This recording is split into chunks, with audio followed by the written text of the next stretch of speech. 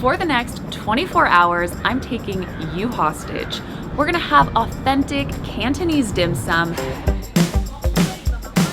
juicy, steak-filled mission burritos, cheesy, crispy pizza. But I can't tell you everything we're eating. Some things have to be a surprise. Oh man, oh.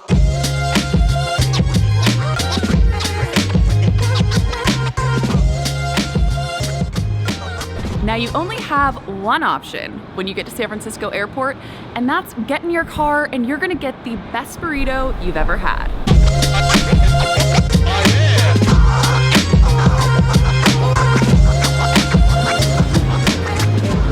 El Super Burrito is one exit away from the San Francisco Airport. They serve tacos, tamales, enchiladas, but when you come here, you have to get a burrito.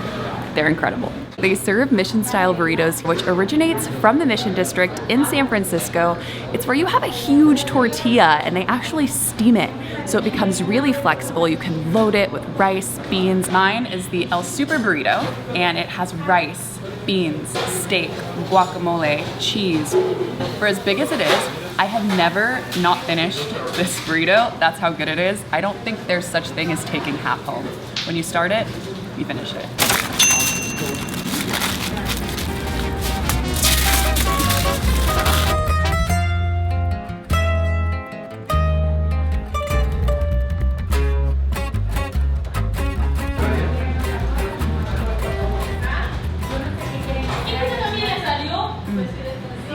So the juice from the steak is dripping down the burrito.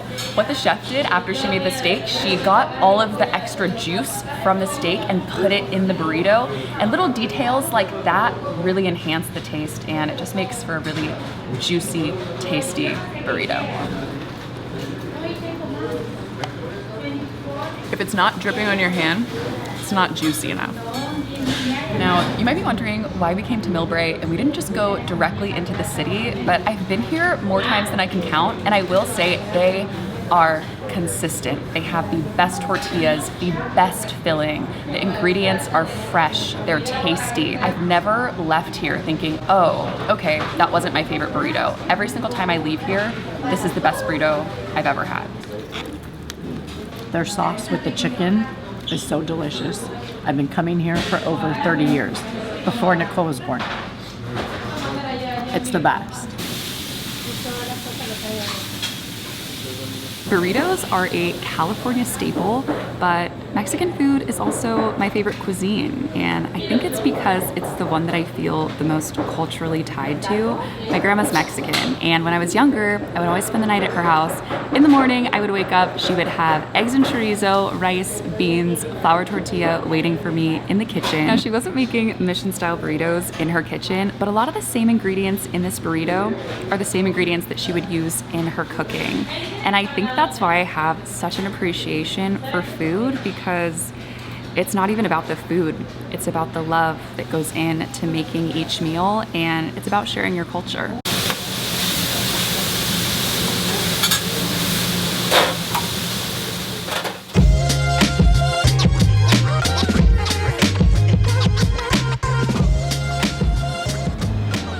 We just sat down at Tony's Pizza Napoletana in the heart of North Beach. Now in 2024, it ranked number 5 on the top 50 best pizzerias in the world, and Tony himself is a 13-time pizza world champion. So I have very high hopes for this restaurant. I have never been here before, but I can already see the pizza looks delicious. So what pizza are you making? A margherita, the traditional Napolitan style. And where are you from? Favorite. I'm from Napoli, Napoletano. I'm gonna make for you. Eccola qua, la pizza napoletana margherita tradizionale. I just told my mom to pour some chili oil on the pizza, and I was not recording it.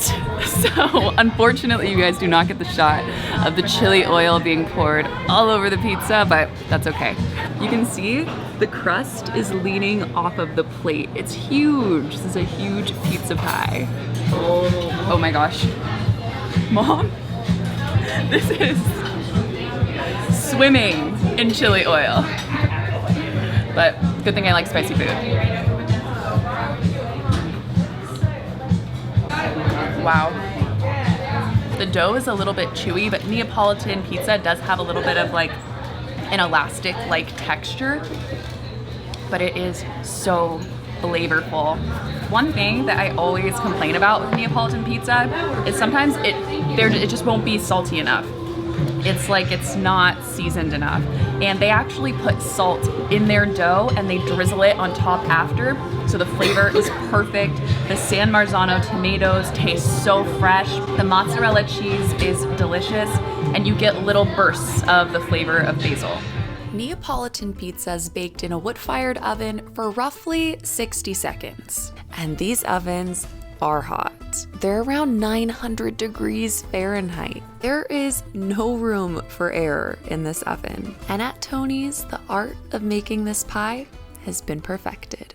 Here we have the Canotto style pizza, which is a newer pizza in Naples, and Canotto means raft in Italian. So the outsides of the pizza, the crust, are really, really thick. It's actually pretty airy, like a raft. Besides Tony's, I would say the second best location to eat this pizza would be outside on a spring day with a glass of wine. It's almost like, because there's burrata and you have such big pieces of basil, you still feel like you're eating something light, but you still get the heartiness from the dough, even though it is quite airy.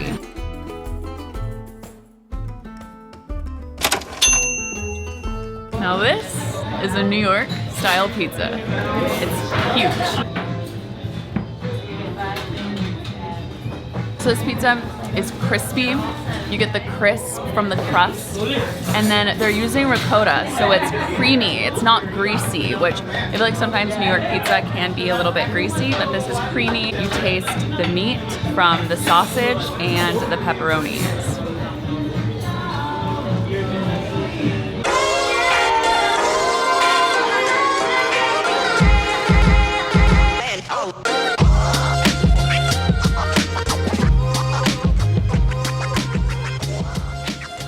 Now we're doing things a little different today. Instead of going savory first, we are getting a pastry first.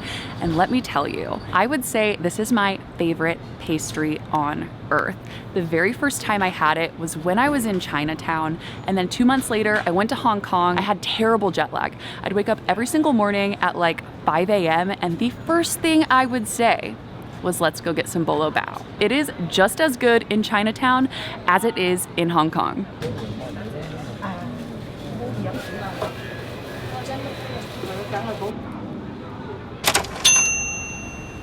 There's like a crispy, sweet, sugary crumble on top, but the inside is pillowy soft. It honestly feels like you're biting into a cloud. It's called bolo bao, but it's also referred to as a pineapple bun. There's no pineapple in this, but the top looks like a pineapple.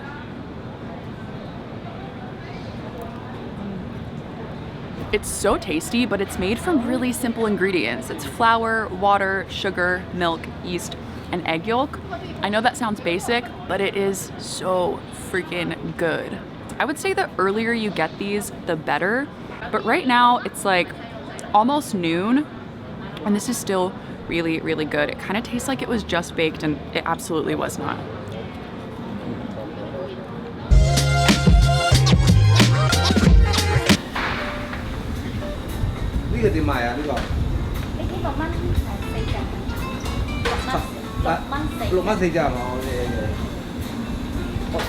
Growing up, I will admit, I was a little bit ignorant to just how diverse Chinese cuisine is, and I didn't really gain a clear understanding till I spent time in Chinatown in San Francisco.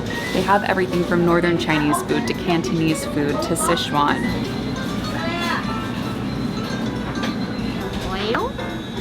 Thank you.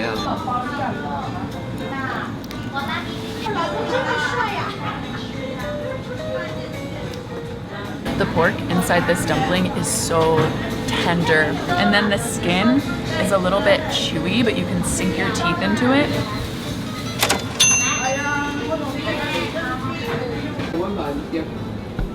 Now here we have turnip cake, which is pretty much shredded radish and rice flour. It's super jiggly, it's so moist, it's squishy. It's like potato. Kind of like a potato. Really? I can see what you mean. Good. So correct me if I'm wrong, but I'm pretty sure it has pork inside. So you get that texture, the chewy texture from the pork. And then you're able to sink your teeth into the radish and into the rice flour. It's delicious. Oh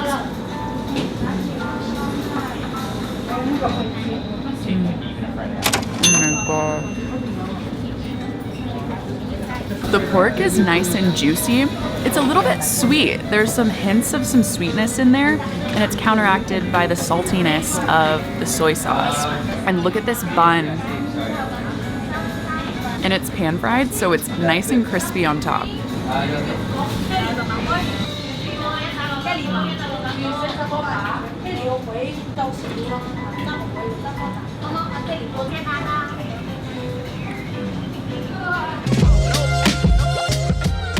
Rhea's Delian Market is one of San Francisco's, I don't think I can say hidden, but it's definitely a gem. In 1993, James Choi's parents took over this liquor store. His dad worked here every day for 25 years. When James took over the store in 2006, he had a big vision, which he now has well accomplished, making the best sandwiches in the Bay.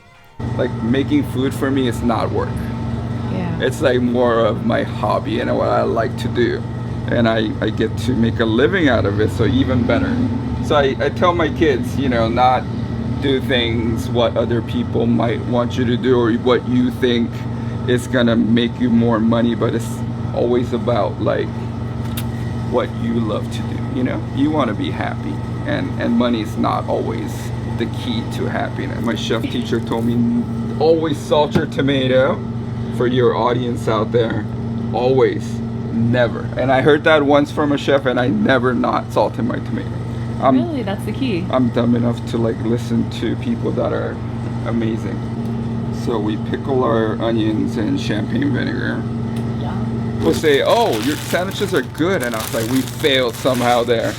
We'll take good, but We want like we don't like talk about shades of toast in the morning with the full staff, like what kind of colors we want to see on our bread to be good, you know? We want to be great in a fun way. All right, here you go, Nicole. All right, so we got the Valencia sandwich from the best spot in the Bay to get sandwiches. They've won awards for the past 4 years, except for last year, they forgot to enter. But every year they've entered for the past 4 years, they've won the best sandwich in the Bay.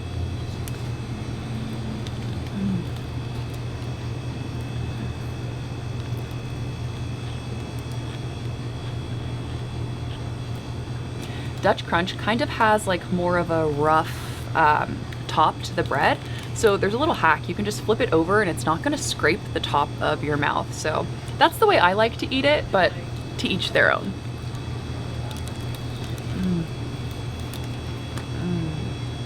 Dutch Crunch is actually from the Netherlands, but it became really popular in San Francisco in the 80s, I believe.